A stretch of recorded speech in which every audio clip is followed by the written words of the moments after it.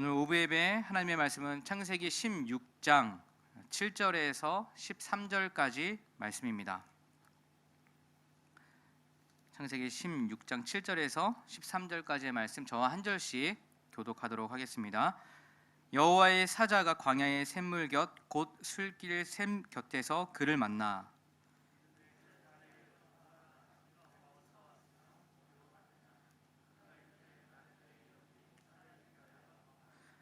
여호와의 사자가 그에게 이르되 내 주인 여주인에게로 돌아가서 그 수하에 복종하라.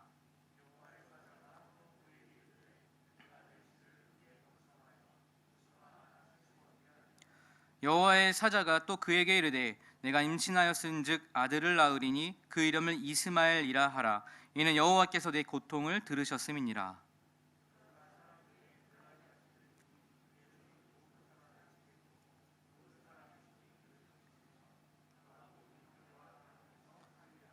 (13절) 같이 읽겠습니다. 하갈이 자기에게 이르신 여호와의 이름을 나를 살피시는 하나님이라 하였으니 이는 내가 어떻게 여기서 나를 살피시는 하나님을 배웠는고 함이라. 아멘. 나를 살피시는 하나님을 배웠다라는 제목으로 여러분들과 말씀을 나누려고 합니다. 성경에서 믿음의 조상이라고 하면 딱 떠오르는 인물이 아브라함이라는 인물 아닙니까? 성경을 잘 모르고 또 교회를 다니지 않는 사람들도 이 아브라함이라고 하면은 한 번쯤은 들어봤을 그런 이름입니다. 이 아브라함 하면 떠오르는 것이 이렇게 신앙, 믿음인데 우리하고는 좀 차원이 다른 그런 믿음의 사람이라는 그런 이미지가 있는데, 사실 아브라함도 우리와 같은 그런 연약한 모습 또 연약한 마음을 가진 그런 연약한 인간일 뿐이다라는 것을 오늘 본문을 통해서 보여주고 있습니다. 오늘 본문은 그 사건의 그 연장 속에서 일어난 일이고요. 하나님께서 아브라함에게 그 자손을 약속해 주셨어요. 약속은 하셨지만 시간이 한참 지난 후에도 그 아내 사레에게 아기가 생기지 않자 그 아내 된 사레는 그 마음이 좀 조급해진 모양입니다. 창세기 16장 2절 말씀인데 같이 세 번역인데 한번 읽어볼까요? 같이 읽겠습니다. 사레가 아브라함에게 말하였다. 주님께서 나에게 아기를 가지지 못하게 하시니 당신은 나의 여종과 동침하십시오. 하갈의 몸을 빌려서 집안의 대를 이어갈 수 있기를 바랍니다. 아브라함은 사레의 말을 따랐다. 여러분 2절의 그 마지막 부분을 한번 눈여겨보세요. 마지막 부분에 아브라함은 사레의 말을 따랐다라고 이렇게 기록이 되어 있어요. 믿음의 사람 아브라함이 지금까지 하나님의 말씀을 또 잘 듣고 잘 순종하면서 인내하면서 왔지만 그 약속을 기다리던 그 아브라함이 지금만큼은 하나님의 말씀이 아닌 사레의 말을 따랐다라고 기록이 되어 있습니다. 그는 결국 아내 사레의 말을 듣고 그 사레의 그 종인 하갈과 동침하였고 하갈은 그 종 하갈은 곧 임신을 하게 되었다라고 합니다. 그러니까 문제가 여기서 더 커지게 되었는데요. 임신한 하갈은 자신이 임신하는 것에 대해서 뭔가 좀 자부심을 느꼈는지 자기의 주인인 그 사레 아브라함의 아내 사레를 멸시하기 시작합니다. 이 주인인 사레가 그 자신의 종 하갈로부터 그런 멸시를 당하자 그 아픈 마음을 아브라함에게 이렇게 하소연을 하기 시작했어요. 그 하소연을 들은 아브라함의 반응이 6절에 나타나 있는데요. 6절을 제가 한번 읽어볼게요. 세 번역으로 읽어볼게요. 아브라함이 사레에게 말하였다. 여보, 당신의 종이니 당신 마음대로 할 수 있지 않소? 당신이 좋을 대로 그에게 하기 바라오. 사레가 하갈을 학대하니 하갈이 사레 앞에서 도망하였더라. 여러분 어떻게 생각하세요? 이 장면 굉장히 안타깝지 않습니까? 일이야 어쨌든 간에 하갈이 임신한 그 태아는요 아브라함의 자녀가 되는 거예요. 자신의 자녀가 되는 겁니다. 근데 이 아브라함의 무책임한 말을 보십시오. 여보, 당신의 종이니 당신 마음대로 할 수 있지 않소? 나는 당신이 좋을 대로 그에게 하길 바라오. 믿음의 조상, 정말 그 믿음을 지키는 조상 아브라함이라고 하는데, 여러분 이 모습 볼 때요 막 용기가 막 나지 않습니까? 나도 이것쯤은 이런 믿음이야 가질 수 있겠다라는 마음이 들기도 합니다. 이런 배경을 가지고 오늘 7절 말씀으로 다시 돌아오면 하갈은 도망 중에 있어요. 여러분 잠시 그 하갈, 임신한 하갈의 모습을 머릿속에 한번 떠올려 보십시오. 사례의 학대가 있었어요. 어떤 학대인지는 모르겠지만 견딜 수 없을 만큼 6절 끝부분에 사레가 하갈을 학대하였더니 하갈이 사레 앞에서 도망하였더라. 그래서 그 학대가 너무너무 힘들어서 자신이 택한 최선의 길은 도망하는 길이다 하고 생각을 하고 그 길을 선택하고 가고 있는 중입니다. 사레는 임신했어요. 그리고 연약한 여자의 몸입니다. 그녀는 학대에 못 이겨서 그 도망의 길을 떠나는데 그녀는 아마도 고향인 이집트로 가는 길이었으리라 생각이 됩니다. 임신한 여자, 여기에 여성분들 임신했던 그 아이를 출산했던 분들 아시겠지만 그 몸이 성치 않잖아요. 얼마나 힘이 들었을까요? 그리고 게다가 자신을 임신하게 했던 그 남자는 자신이 학대당하는 것 뻔히 보고 있으면서 모른 척했을 것이고, 임신하면은 좀 좋은 것도 먹고 좀 잘 쉬고 좋은 생각도 해야지 그래야 되는데 이런 상태가 되니까 이미 마음은 다 무너질 대로 무너져 있을 것이고 또 몸도 학대를 당하니 아마 최악의 상태가 아니었을까라고 추측을 해볼 수가 있습니다. 그런 몸으로 광야길에서 홀로 도망을 하고 있는 중이에요.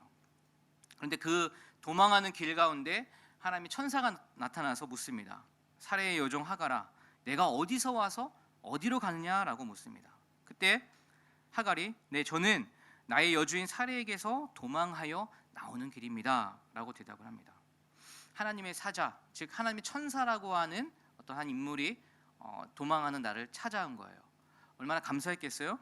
근데 그 천사가 나를 여기까지 찾아왔다라면 하갈이 듣고 싶은, 하갈에게 위로가 되는 말이란 아마도 진짜 힘들겠구나, 내가 정말 억울하겠구나, 내가 가는 길 내가 보살펴 주마, 너는 걱정 말고 잘 가라 라고 이렇게 이야기를 해주면 참 좋겠지만, 그 말이 더 위로받고 공감되는 말이겠지만 9절 말씀 한번 보십시오. 9절 말씀 세 번역으로 보면 주님의 천사가 그에게 말하였다. 너는 여주인에게로 돌아가서 그에게 복종하며 살아라. 사레에게 학대를 당해서 견디지 못해서 고민하다가 도망하는 길이 최선의 길이라고 선택해서 나오는데, 근데 주님의 천사가 찾아왔어요. 근데 그 천사가 나한테 하는 말이 너는 다시 사레에게로 돌아가서 복종하면서 살아라 라고 말하고 있는 것입니다. 오늘 이 본문 하갈에게 초점을 맞추고 있는 이 짧은 본문 가운데에서 저희들이 말씀을 통해 적용할 세 부분을 같이 나눠보려고 해요. 첫 번째는 너는 그곳으로 돌아가라 라는 것입니다. 대부분의 많은 사람들이 가장 어려운 것이 무엇인가 라고 물으면 아마 관계의 문제가 아닐까라는 생각이 듭니다. 오늘 하갈이 도망을 가게 되는 이 일의 시작도 관계의 문제부터 시작이 되었어요.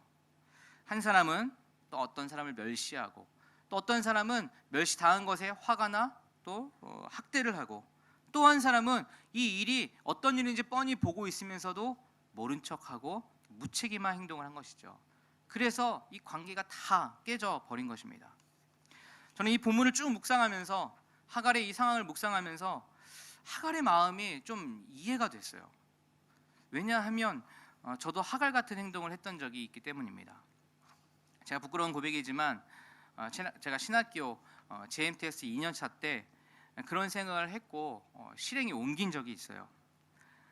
지금 생각하면 과거에서 좀 지우고 싶은 기억이기도 합니다. 하지만 그때 당시에는요, 정말 이러다가 제가 죽겠구나라는 생각이 들었어요. 저에게는 한마디로 설명하기 어려운 여러 복합적인 것들이 저에게 겹쳤습니다. 관계의 문제, 경제적인 문제, 돈이 하나도 없었어요. 어떤 심리적인 압박이 매일매일 있었어요. 여러 가지 일들, 해결되지 않은 일들이 내 앞에 산더미처럼 있는 걸 보면서 하나님이 저를 부르셨구나 하는 그 소명조차도 막 흔들리고 있었습니다. 그래서 저에게 있어 고민하다가 내가 가야 할 길, 내가 선택해야 할 최선의 길은 한국 고향으로 다시 돌아가는 일이었습니다. 소위 도망이라고 하죠. 그래서 제가 이 일을 좀 마치고 다 끝내버리고 다시 그곳에 가면 새 출발할 수 있지 않을까라는 조금의 기대감도 있었습니다. 근데 마음이 사실 편치 않았어요. 왜냐하면 지금까지 했던 일들이 있잖아요. 목표도 있었고 해온 것도 있었고, 그리고 저에게는 사랑하는 순원들도 있었습니다. 당시 저는 엄청나게 불행한 사람이었어요. 다 그냥 실패한 것 같았고, 그래서 고향으로 가려고 했지만 그 발걸음이 굉장히 무겁고 너무너무 힘들었습니다. 그래서 공항을 이제 짐을 다 싸가지고 이제 혼자 터벅터벅 가는데 공항에서 누군가를 만나게 돼요. 저한테 보자마자 돌아가자라고 하더라고요. 제가 왜 그랬는지 모르겠지만 순순히 돌아왔습니다. 근데 사실 돌아가는 발걸음은 쉽지 않았어요. 왜냐하면 돌아간다고 하더라도 달라질 것이 하나도 없었기 때문입니다. 오히려 지금보다 더 힘들어지겠구나 라는 생각이 들었어요. 내 인생의 오점이 되겠구나. 늘 미안한 마음으로 사람들을 봐야겠구나 이런 생각이 들었습니다. 내 약점이 될 수 있겠구나 생각이 들었어요. 그렇지만 돌아가자고 하는 그때의 그 말은 하나님의 음성, 하나님이 저에게 건넨 말이었습니다. 진짜 힘들었지만 발걸음을 돌이켜 다시 돌아왔어요. 그리고 지금 여러분들 앞에서 이렇게 메시지를 하게 됐죠. 돌아와 보니 역시 달라진 것은 단 하나도 없었어요. 관계의 문제도 경제적인 문제도 해결되지 않았고 심리적인 부분 여전히 그대로 남아있고 오히려 나는 한번 도망했던 사람, 비겁한 사람이라는 이력만 하나 더 쌓이게 되었습니다. 근데 그 와중에 하나님께서는 당시에는 몰랐던, 당시에는 잘 알지 못했던 가장 중요한 사실을 알게 되었어요. 바로 하나님의 신실하심을 알게 되었습니다. 그리고 그 문제의 끝을 해결하고 매듭 짓는 방법을 알게 해주셨어요. 공항에서 너무나 불행한 사람처럼 그렇게 느꼈던, 이제는 정말 더 힘들어지겠구나라고 그 무거운 마음으로 왔던 저에게 이제는 좀 웃으면서 또 감사하면서 또 조심스럽지만 여러분들에게 이렇게 고백할 수 있는 간증을 허락해 주신 것, 그것을 발견하시게 해주신 주님을 너무너무 주님께 감사하고 영광을 올려드립니다. 하나님께서는 하갈에게 돌아가라고 말씀하십니다. 그리고 내 주인 사레에게 복종하라라고 말씀하고 계세요. 생각해 보십시오. 돌아온 하갈을 과연 사레가 너무 잘했다, 내가 너무 너에게 심하게 대했다, 미안하다, 나를 용서해 달라라고 과연 이야기했을까요? 잘 모르겠지만 분명 그러지 않았을 거라 생각이 들어요. 달라진 것 하나도 없었을 것이라 생각이 듭니다. 오히려 도망했던 자신, 그리고 자신을 학대했던 사람과 또다시 마주쳐야 되고, 내가 학대당할 때 모른 척했던 자신을 임신하게 한 그 남자의 얼굴을 또 보려고 할 때 그 여자의 마음이 어떻겠습니까? 오히려 더 큰 괴로움과 긴장감이 있었을지 모릅니다. 그러나 하갈은 눈앞의 현실, 불행, 아픔, 이런 고통, 자신의 생각들, 자신의 최선의 길이라고 했던 그 생각들을 내려놓고 하나님의 음성에 귀를 기울입니다. 9절 마지막 부분에 내 여주인에게로 돌아가서 그 수하에 복종하라라고 말씀하고 있어요. 돌아가는 것뿐만 아니라 너는 그 여주인에 가서 또다시 너는 복종해라라고 말씀을 하고 있는 것입니다. 근데 잘 살펴보면 사레에게 복종하라고 하고 있지만 사실 그것은 두 번째 이야기예요. 하갈은 먼저 하나님의 말씀에 복종한 것입니다. 사레에게 복종하라고 하신 것은 하나님이시기 때문에 사레에게 복종하는 것은 결국 하나님께 복종하는 것과 같습니다. 여기서요, 다시 그곳으로 돌아가는 것, 다시 문제가 있는 그곳으로 돌아가라고 하는데 그것이 왜 중요할까요? 진짜 회복은 그 안에 있기 때문입니다. 진짜 회복의 그 기적은요, 그 문제 안에서만 가능하기 때문이에요. 여러분, 문제가 있어 그곳을 떠났어요. 밖에서는요, 누구라도 인간적인 방법으로 해결할 수 있고 회복할 수 있지 않습니까? 우리 하나님은 어려운 시련 중에서도 그 문제를 제대로 바라보게 하시고 또 그 안에서 진짜 회복을 허락해 주십니다. 돌아가서 다시 주인에게 이렇게 복종하는 것은 쉬운 일이 아니에요. 임신까지 한 모습으로 대접받지 못할 거 뻔히 아는데, 돌아가면 하나도 변한 거 없을 텐데 돌아가서 또 복종하는 건 어렵지만 하갈은 하나님의 말씀에 순종합니다. 여러분들, 우리가 자녀들 키우면서 아브라함 같은 믿음을 주세요 라고 이렇게 기도를 많이 하죠. 근데 이 순간만큼은 여러분 아브라함보다 하갈의 믿음이 더 커 보이지 않습니까? 하나님은 우리가 그 문제를 두고 피해서 도망가서 거기서 해결하기를 원하지 않으시는 분이에요. 하나님은 문제 가운데 단순히 그냥 위로하시고 그 아픈 부분 좀 싸매주시고 그걸로 끝나는 것이 아니라 하나님은 완전히 회복하시기를 원하시는 분입니다. 완전히 회복하고 해결하고 매듭짓기를 원하십니다. 그러려면 그 문제라는 곳에 들어가시기를 원하시고, 그리고 때가 되면 그 아픈 만큼 기쁨의 날을 허락해 주실 것입니다.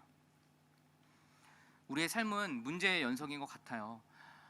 문제를 만나서 또 시간이 이렇게 흐르다 보면은 우리의 문제가 어느덧 해결될 때가 있죠. 근데 또 시간이 지나면 또 다른 문제가 우리에게 찾아옵니다. 어떤 것은 금방 해결되는 것들도 있어요. 그렇지만 어떤 것들은 오랜 시간이 걸려야 하는 것도 있습니다. 지금 우리들처럼 시간이 많이 지났지만 아직도 마음속에 그 아픈 마음이 해결되지 않는 시간이 더 필요한 일들도 우리에겐 있어요. 그리고 그걸 해결하기 위해서는 굉장한 아픔이 동반되는 경우도 있습니다. 그래서 피하고 싶은 것들이 있어요. 피하고 싶은 마음들이 우리에게 생겨납니다.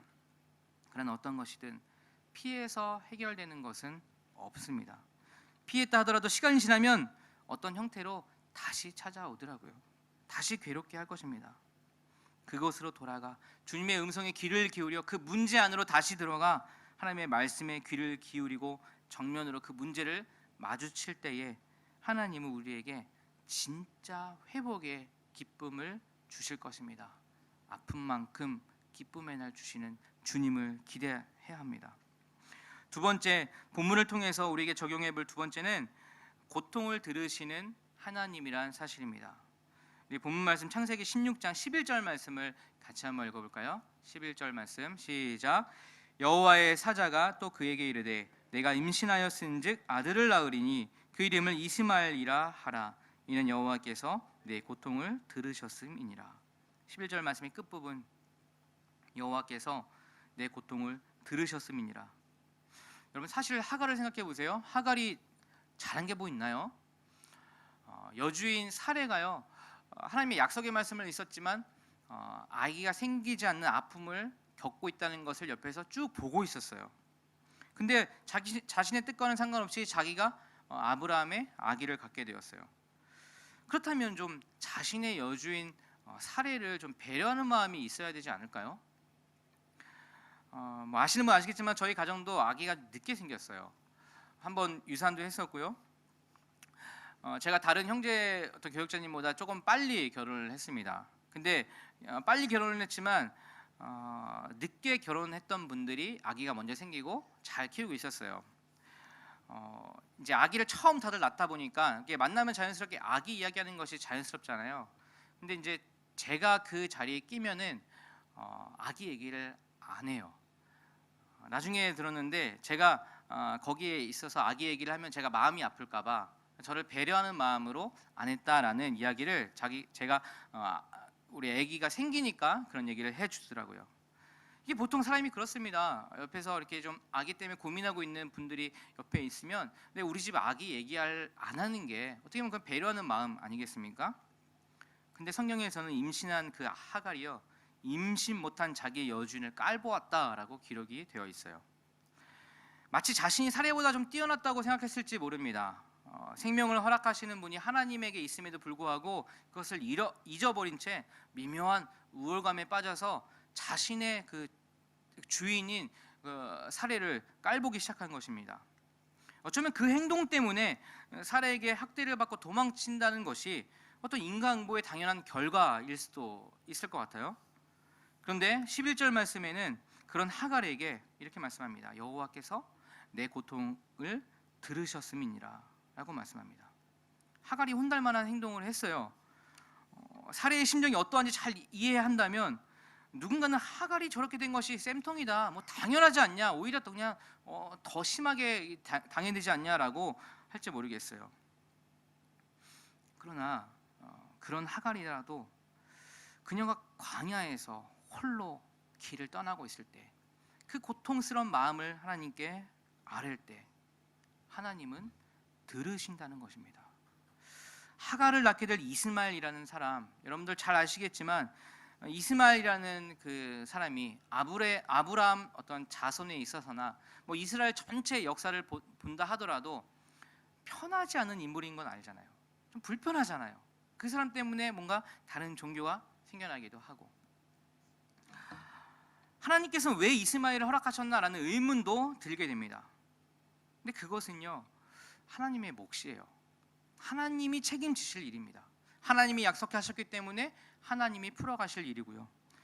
우리가 그것을 파헤쳐서 답을 얻는 것보다 더 관심을 가져야 할 것은, 하나님은 그런 하갈, 당연한 결과, 어떻게 보면은 학대를 당해도 마땅한 그 하갈의 고통도 들으신다는 것입니다.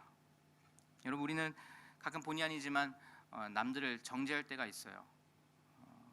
그 행동들을 보면서 저 사람이 밖에서 하는 행동들을 내가 뻔히 보면서, 내가 교회 안에 와서 기도하는 모습을 보면은, 야, 진짜 양심이 어떻게 밖에서 저렇게 생활하다가 여기서 이렇게 하나님께 기도할 수 있나? 저러고도 크리스찬인가? 라고 생각되어지는 분들이 여러분들에게 있을지 모르겠어요. 그렇게 생각하면서 나만의 기준으로 어떤 사람들을 또 이렇게 수없이 재단하죠. 그러나 하나님께서는 자격도 없고 뻔뻔하기도 짝이 없어 보이는 그 사람의 소리도 들으세요. 그리고 그 사람에게 똑같이 평가받고 있는 내 소리도 들으세요. 하나님에게는 사람의 됨됨이나 사람의 어떤 신실하심과 어느 정도 신실함과 관계가 없습니다. 하나님은 우리가 그분 앞에 드리는 그 소리에 귀를 기울여 주시고 들어주시는 분입니다. 어떤 사람의 평가에는 그렇게 평가되고 싶지 않지만, 어떤 사람의 평가에는 내 자신이 정말 형편없는 사람일 수도 있어요. 근데 그러나 그것과는 상관없이 내가 주님 앞에 엎드리며 주님 앞에 신음할 때에 하나님은 나의 기도도 들어주십니다. 나의 소리를 들어주고 함께해주고 공감해줄 수 있는 사람이 주위에 단 한 명만 있다고 한다면, 여러분, 그것이 얼마나 큰 복인지 모릅니다. 우리 주위에게 그런 사람이 단 한 명도 없어서 삶을 포기하거나 삶이 망가지게 되는 사람을 우리가 주위에 종종 볼 수 있게 됩니다. 한 2년 전쯤에 개봉했던 영화, 이 조커라는 영화, 여러분들 잘 아시죠? 제가 얼마 전에 그 영화를 보게 되었는데요. 이 영화의 주인공의 이름이 아서라는 인물이에요. 한 남자인데 이 코미디언을 꿈꾸면서 이렇게 광대 역할을 하는 그런 직업을 갖고 있는 사람이었습니다. 근데 그 사람에게 아주 치명적인 병이 있었어요. 어떤 병이냐면은, 이게 상황과 아무런 상관없이 갑자기 웃음이 나오기 시작해요. 근데 그 웃음이 멈추질 않아요. 아무리 입을 가리고 뭘 가리려고 하더라도 그 웃음소리, 막 복식호흡에서 나오는 그 웃음소리가요, 주위에 있는 사람들을 다 이상하게 만드는 것이죠. 그래서 이것 때문에 많이 억울한 일을 당합니다. 뭐 정말 어린 아이들에게도요, 그렇게 조롱을 당하고 막 여럿에게 막 두들겨 맞기도 합니다. 근데 그걸 보고 있던 동료가 불쌍한 마음에, 야, 네 몸은 네가 지켜야지 하면서 자신이 갖고 있는 권총을 하나 줍니다. 그래서 그 권총을 주머니에 넣고 그가 이제 어린이 병동에 가서 그 광대의 일을 해서 사람들에게 웃음을 주려고 하는데, 그만 이렇게 몸을 움직이다 보니까 안에 넣었던 권총을 떨어뜨렸어요. 그 어린이 병동에서 권총이 떨어지는 것을 보면 사람들이 다 완전 기절할 뻔하죠. 그래서 그는 그 일로 인해서 자신이 했던 일에 대해서 그 해고를 당하게 됩니다. 너무나 마음이 슬픈 가운데 지하철을 탔는데 어떤 회사원 남자들에게 희롱당하는 여성을 발견하게 돼요. 그래서 그 좀 도와주려는 마음도 이렇게 있는데 갑자기 자신의 웃음이 터지기 시작한 거예요. 거기서 막 죽는다고 웃습니다. 그러니까는 그 회사원들 3명의 건장한 그 회사원들이 자기를 이렇게 좀 조롱하는 것처럼 느껴져서 오해를 해서 그 아서를 막 눕혀놓고 너무 심하게 때리는 거예요. 아서가 막 견디다 못해서 자신이 갖고 있던 그 권총을 가지고 그 3명을 그 자리에서 다 죽입니다. 그리고 아서는 그때부터 자신을 이해해 주지 않았던 사람들, 자신을 함부로 대했던 사람들을 하나둘씩 죽이기 시작해요. 그 영화의 마지막 장면이 참 인상이 남는데요. 그 아서가 전에도 나라에서 운영하는 그 복지센터에서 그 심리 상담가가 그 상담을 해주는데, 그 사람은 뭐 나라에서 운영하는 거니까 이렇게 진심으로 대해주질 않아요. 그냥 업무적으로 몇 개 물어보고 말아버립니다. 맨 마지막에도 어떤 다른 이제 상담사가 이렇게 상담을 해주는데 갑자기 또 아서가 웃기 시작해요. 그래서 그 상담사가 왜 웃냐 그러니까 사실은 병 때문에 그런데 웃긴 게 생각나서 그런다라고 대답을 해요. 그러니까 그 상담하는 심리사가 그럼 그 이야기를 나한테 들려줄 수 있나요? 라고 물어요. 근데 아서가 하는 말이 넌 이해 못해 라고 하면서 영화가 끝납니다. 아무도 공감해 주는 사람이 없다는 것을 이미 자신이 확신했기 때문에 누군가 도와주려고 해도 마음의 문을 닫아버린 것이죠. 아서라는 그 사람에게 단 한 명이라도 진심으로 공감해 주는 사람이 있었더라면 아마도 그는 그런 불행한 삶을, 또 불행한 일을 저지르지 않았을 것입니다. 나의 고통을 들어주시는 분, 나의 말에 귀를 기울여 주시는 분, 내가 착하고 못되고 잘하고 뭘 못하고에 상관없이 내가 소리를 낼 때마다 나를 들어주시는 하나님, 그분이 나에게 있다는 사실을 기억하며 그분께 나아가는 저와 여러분 되시기를 바랍니다. 마지막으로 세 번째로 오늘 말씀을 통해 적용할 것이 있는데, 바로 이 모든 것을 통해서 하나님을 알아간다는 것입니다. 우리 13절 말씀인데 같이 한번 읽어볼까요? 13절 말씀 시작. 하갈이 자기에게 이르신 여호와의 이름을 나를 살피시는 하나님이라 하였으니 이는 내가 어떻게 여기서 나를 살피시는 하나님을 배웠는고 함이라. 하갈은 고향으로 가던 중에 하나님의 천사를 만나게 됩니다. 그리고 그 고통을 들으시는 하나님을 만나게 돼요. 그는 약속의 말씀을 붙들고 다시 고통 속으로 들어가려고 합니다. 그런 하갈이 이런 고백을 해요. 하갈이 자신에게 이르신 여호와의 이름을 나를 살피시는 하나님이라 하였으니 이는 내가 여기서 어떻게 나를 살피시는 하나님을 배웠는고 함이라. 나를 살피시는 하나님, 그리고 나를 살피시는 하나님을 배웠다라고 하는 것은 무슨 이야기입니까? 그것은 만남을 이야기해요. 바로 하나님을 깊게 만나는 것을 말하며 또 하나님을 향해 고백하는 것입니다. 여러분, 깊이 만난다는 것은 무엇인가요? 바로 하나님을 알아가는 것이죠. 들으시는 하나님, 살피시는 하나님을 삶 가운데 경험한다는 것을 말합니다. 만나지 않고 사람을 잘 알 수가 없어요. 만나서 여러 일들을 함께 하고 이야기를 하고 또 그 사람을 경험할 때 우리는 어느 정도 안다라고 할 수 있습니다. 신앙생활이 처음 시작될 때 주님께서 정말 먼지 같은 나를 찾아와 주셔서 만나 주셨기 때문에 우리는 주님을 알고 구원을 받고 믿음 생활이 시작되었어요. 근데 여러분, 하나님과 주님과의 그 처음 만남이 우리에게 눈에 보이는 만남이 아니었기 때문에 우리가 만남으로 시작되었지만 살면서 그 만남을 가끔은 잊어버릴 때가 있습니다. 그렇지만 하나님은 우리와 그 만남을 계속해서 가지시며 교제하시기를 원하세요. 나를 살피시는 하나님을 내가 경험하고 내가 하나님을 배웠다라고 고백하는 것, 하나님께서는 그 교제와 그 말씀을 통해서 우리를 만나 주시기를 원하십니다. 오늘 본문 말씀 16장 8절을 다시 한번 보시면 하나님의 천사는 도망가는 하갈을 보면 이렇게 물어요. 내가 어디서 왔으며 어디로 가느냐? 하갈아, 네가 어디서 왔으며 어디로 가느냐?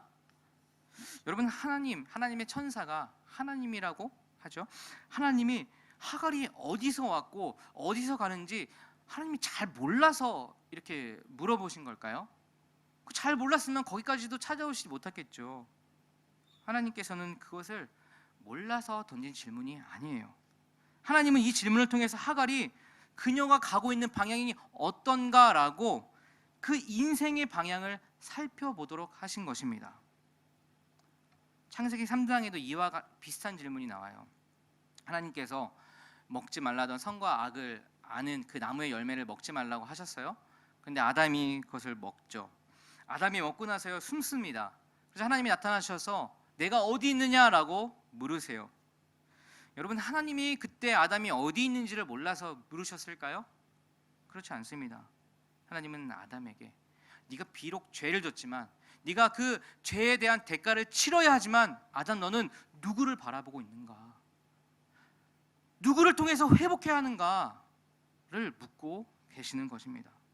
네가 비록 도망쳤지만, 네가 비록 숨어있지만 너는 어디를 봐야 하는가라는 것을 다시 한번 상기시켜주는 질문입니다. 이 질문에 하갈이 답하기 시작해요. 그리고 하나님의 말씀에 순종합니다. 그리고 하나님께서 약속하신 그 말씀을 붙듭니다. 그 이후에 하갈은 13절과 같은 고백을 드리고 있어요. 자신의 고통을 들으시는 하나님을 만났고 자신의 처지를 살펴주시는 하나님을 만났습니다. 나를 살피시는 하나님을 배웠다라고 고백합니다. 하나님을 만나기를 원해요. 그렇지만 대부분 하나님은요, 우리가 막 좋고 너무 즐겁고 잘 나가고 이럴 때 만나주시는 것보단 어려운 가운데 만나주실 때가 참 많은 것 같아요. 그래서 다시 주님을 바라볼 수 있도록 해주시는 것 같아요. 나를 살피시는 하나님을 배웠다 고백하면서 그 하갈의 마음에 얼마나 큰 기쁨이 있었을까요? 그 광야에서 임신한 몸을 이끌며 걸어가던 중에 자신을 잊지 않고 늘 살펴보고 계시는 하나님을 만났을 때의 그 기쁨이 여러분 얼마나 그 힘이 넘쳤을까요? 얼마 전에 한국 뉴스를 보니까 그 어린이 보호시설, 부모가 없어서 그 보호시설에서 자란 아이들이 그 만 18세가 되면은 이렇게 나가야 된대요. 나가는데 그냥 나가 살 수 없으니까 500만 원 정도를 이렇게 주나 봐요. 근데 그 500만 원을 주고 받은 그 아이들을 어떤 기자가 이렇게 인터뷰를 하는데 그 내용이 이래요. 그들이 하는 이야기가 방조차도 구하기 힘든 그 500만 원을 받고 그냥 나가야 된다고 해요. 또 나왔는데 아무에게도 연락할 데가 없는 거예요. 그리고 또 중요한 것은 방을 구해 본 적이 없는 거예요. 누구한테 물어서 그걸 해결을 해야 되는데 누구 하나 마음을 줄 상대 어른이 없다는 것입니다. 그걸 보면서 참 마음이 아프더라고요. 아무도 내 편이 없는 것 같은 외롭고 너무 힘든 상황 속에서 하나님께서는 하갈을 잊지 않으시고 하갈을 살펴보고 계시고 하갈의 고통을 들어주십니다. 여러분, 그런 하나님을 경험한 그 하갈의 기쁨을 한번 상상해서 느껴보시기를 바랍니다. 아마도 하갈은 그 기쁨 때문에 들어가면 뻔히 앞으로 있을 그런 어려운 일들이 눈에 뻔히 있음에도 불구하고 나를 만나주신 하나님 때문에 그 발걸음을 옮길 수 있었던 것이죠. 저도 도망가는 길에 다시 돌아오라고 할 때 다시 돌아가면 진짜 힘들어지겠구나 생각했어요. 진짜 약점이 되겠구나, 진짜 미안한 마음으로 또 봐야 되는구나, 이런 마음이 있었습니다. 근데 그것만큼 마음에 기쁨도 있었어요. 저만 아는 기쁨이 있었어요. 왜냐하면 하나님께서 저를 버리지 않으셨구나라는 것을 알게 되었어요. 그리고 이 길에 대해서 부르고 계시구나라는 확신을 얻게 되었어요. 다른 사람은 몰랐지만 저는 알게 되었어요. 다른 사람에게는 이것이 그냥 또 놀릴 만한 심심풀이 땅콩이 될 수도 있어요. 그렇지만 저는 그것보다 하나님이 나를 만나주셨다는 그 기쁨이 더 컸습니다. 하갈에게 하나님을 알게 된 기쁨, 나를 살피시는 하나님을 알게 된 그 기쁨이 고통이 있는 그곳으로, 문제가 있는 그곳으로, 하나도 변하지 않을 것 같은 그곳으로 발걸음을 다시 인도하고 계시는 것입니다. 여러분, 여러분들도 삶 가운데 수많은 문제 가운데, 어려움 가운데에 이곳에 있어야 하나 말아야 하나 고민 가운데에 이 자리에서 예배 드리시는 분들도 있을 것 같아요. 하지만 그 자리로 돌아가서 다시 한번 해결하시는 주님, 그 문제 가운데 진짜 회복을 주시는 주님, 아픈 만큼 기쁨의 날 주시는 그 주님을 다시 한번 저도 여러분도 바라보면 좋겠습니다. 나의 모습에 상관없이, 내가 잘하고 못하고, 내가 옳고 틀리고와 상관없이 나의 신음소리를 주님은 들으세요. 모든 소리에 귀를 기울여 주세요. 여러분, 삶 가운데, 일상생활 가운데에 나를 살피시는 하나님을 배웠다라는 그런 하갈의 고백이 우리의 고백이 되었으면 좋겠습니다. 하갈처럼 하나님을 만나는 경험을 통해서 나를 살피시는 하나님을 더 알아가고, 어렵지만 그 어려움 가운데 함께 하시는 주님이 있어서 그 기쁨에 겨워 다른 사람 알지 못하도 나는 아는, 다른 사람 이해하지 못하도 내 안에는 기쁨이 넘치는 그것 때문에 다시 문제의 자리, 바뀌지 않을 것 같은 그 자리, 왠지 소망도 없어 보이는 그 자리에 다시 돌아가서 하나님이 주시는 그 기쁨의 나를 기대하고 소망하는 저와 여러분들 되시기를 간절히 기도합니다. 기도하겠습니다. 하나님 아버지, 다시 돌아가면 죽을 것 같은 그곳에 하나님의 말씀이 하갈이 순종할 수 있었던 것은 나의 고통을 들으시고 나를 살피시는 하나님을 배웠기 때문입니다. 하나님, 저희를 만나 주십시오. 하나님, 저희 한 사람 한 사람의 고통을 들으시고 살피시는 하나님을 삶 가운데 또다시 깊게 만나 주시옵소서. 예수님의 이름으로 기도합니다. 아멘.